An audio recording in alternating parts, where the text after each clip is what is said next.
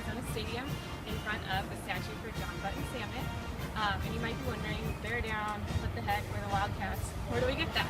So I'm here in front of the statue to tell you how we got the term bear down. Arizona Wildcats, we say bear down. What the heck, how did we get that? So there's a great story behind it. It has to do with John Button Salmon and the early years of the institution.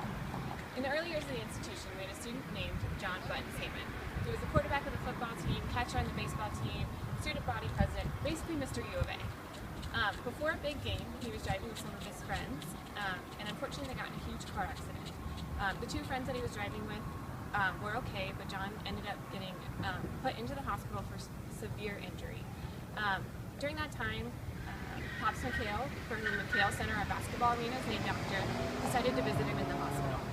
John wasn't doing so well. He didn't really know, couldn't really communicate, but Pops asked him, John, what do you want me to tell the team? They're completely distraught. They don't know if they want to play their next game. And so John Button Salmon looks at him and says, tell the team, tell them to bear down. Pops McHale goes back, he's working with the football team, they head to their next game, and they start the game, first half, they're losing terribly by halftime, something that you usually can't come back from. They get in the locker room at halftime, and the team looks at Pops McHale and says, what did John say? Did he say anything? Did he tell you anything to tell us? And he tells them to bear down. The team starts chanting bear down in the locker room. They kind of pick it up, run out onto the field for the second half. The student section at the time starts chanting bear down, and eventually the entire stadium is chanting bear down. Needless to say, they came back to win the game. Underdog story of the century, right? Unfortunately, John Button Salmon did pass away from the injuries he received during the car accident. A couple years later, Chain Gang, which is the longest standing junior honor here on campus, decided that they wanted to commemorate John Button Salmon. So what they decided to do was hold a dance in Bear Down Gym, which you can see on the mall today.